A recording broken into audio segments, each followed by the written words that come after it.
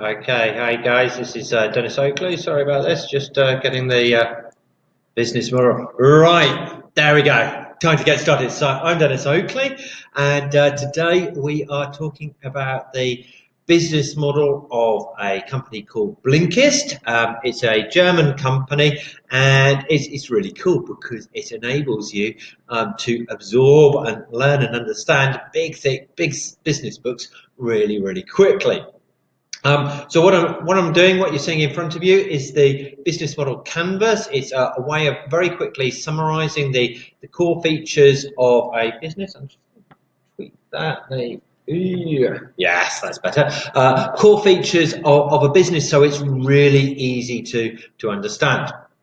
Um, we'll go through what the Blinkist value proposition is, who it's selling to, how it makes money off them, the relationship it has with its customers, how it acquires customers, and then what it needs to have in place in order to satisfy those customers, what it then needs to do to on a day-to-day basis to make it all happening, and its key partners. Finally, we'll look at the cost structure. How much does it all cost to make this happen? And we'll take about 10 to 12 minutes, I hope, to do this. So the key customer segments are people who are always learning. They're Blinkist focus on non-fiction books. So the often a non-fiction book, it's got a couple of really important core messages that are fairly easy to summarize and understand. For example, I just read Paul Jarvis's Company of One, and the message of that was growth is a bad thing. You don't need growth for a company to be successful. And that rather counterintuitive idea is summary of what he talks about for about 2.5 hours in through chapters 1 to 5. The Blinkist gives you that knowledge in about a minute and a half, and it helps you to understand the core value of a book. And then if you think, I want to know more, instead of you listen to the 15-minute Blinkist book and then you go out and listen to the 8.5 hours of the full audio book, or you read the textbook. And so Blinkist is very much aimed at people who want to always be learning, to be improving their skills, to be knowing something new, to be knowing something that's going to help them do their job better, to help them get the promotion, to satisfy their curiosity. And especially for people who don't have the time to sit down and work through a book a week. I mean, if you're working 70 to 80 hours a week, as many sort of interesting, hardworking, fascinating people are, where do you find the extra 8 hours to read a book? You don't. But if you can be reading a book or listening to it in 15 minutes on the tube each day, you can be doing 7 or 8 books a week. And so this is really, really attractive for many people. So that this is the customer segments that Blinkist is targeting. So the value proposition, very much, it's very simple. It's people. Well, firstly, it's lowering the barrier to learning something new. If you can learn something new in 15 minutes or less, that's pretty good. Because a lot of the time we think if we want to learn something new, we've got to go on a course, we've got to be spending a lot of time, a lot of effort in it. But if there's a promise that you can get that in just a few minutes, wow. Life isn't a silver bullet, obviously, but it gets you started and you learn something more than you'd otherwise learn. And especially, you're learning new things very, very fast. 15-minute summary of 10 key points that are easily digestible, easily memorizable, easy to sort of come back again and again to and implement into your work. That, again, is very, very valuable, and especially for time poor, perhaps money-rich people. So how does it make money? Blinkist has got basically 2 revenue streams. The one that's really obvious, you pay, I think it's 10 quid a month in UK pounds at the moment. If you just want about a monthly subscription, they halve that if you sign up for a year at a time, because that gives them a much better cash flow. It's a lot easier to retain a customer for a year if they paid up front than keeping them coming back month after month. So that is the core revenue stream that they use. But also, after you've read a book, they give you a link where you can go out, you can purchase the book from Amazon or other sources, and they get a small share of affiliate revenue from that. So part of their monetization success is how well do they actually summarize the book that makes you then sort of want to spend the time to read more. And I don't know what the conversion rate is, 1 every 5, 1 every 10 books that somebody reads, they may convert, and they get a small percentage, 5–10% of the book cover value, as part of their affiliate fees. That's all fairly hush hush. They don't share those numbers, so a lot of that is inference. The customer relationship, obviously selling £10 a month subscriptions is not something that you want to spend a salesperson on, or indeed have very much direct engagement with a member of staff, with your customers, because again, this is a low cost volume game. So the customer relationships are very much intermediated by the app, by the website. So customers are self-serve; they do everything themselves, and because when you buy a subscription, you get access to the whole library. There are no problems with returns or not liking books. It really reduces the level of customer engagement that you actually have to have.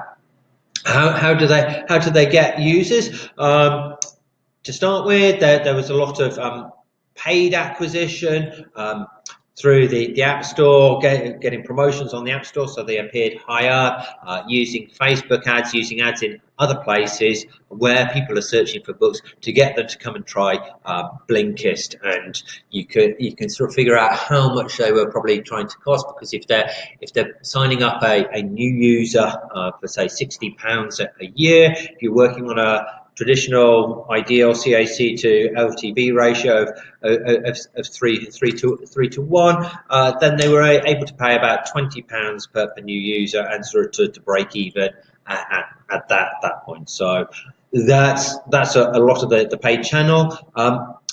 Word of mouth, I think, often works, but in Blinkist's case, it wasn't nearly as successful as paid acquisition. And one of the other things that again works is the content marketing, because a lot of the time the founders were doing the content marketing themselves, and they'd read hundreds of business books to start with. They were the ones reading the books, to summarizing it, and so ended up having read so many of the top business books that they just had this encyclopedic knowledge that was then able to sort of put into content on articles like Forbes, which would generate hundreds of thousands of views and hundreds of new signups. So for a single article, 500 signups was one recorded, and so that would turn into times 10, 5,000. That would turn into $30,000, £30,000 of new revenue potentially if they all signed up for a year.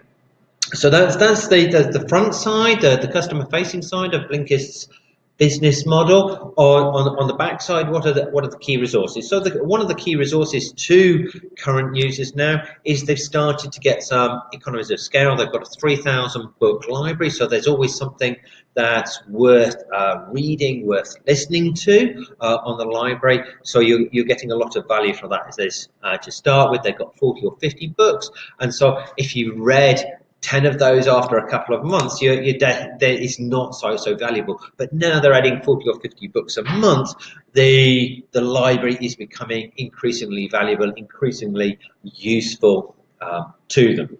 And I think the other key resource that Blinkist has is the summarizing process, so that is going through a business book and very quickly being able to extract not only what are the key points in the book, what is really valuable to the audience who's listening to it, but how to capture those key points in a way that makes them actionable, makes them useful to the people who are reading it, so that they continue to see value in paying for a Blinkist subscription.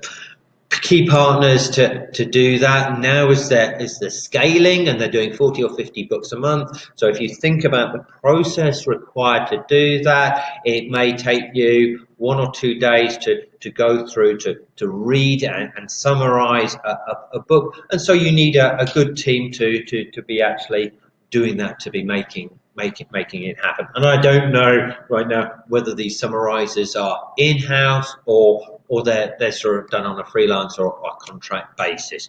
But certainly there needs to be that skill level of people churning out the content for Blinkist.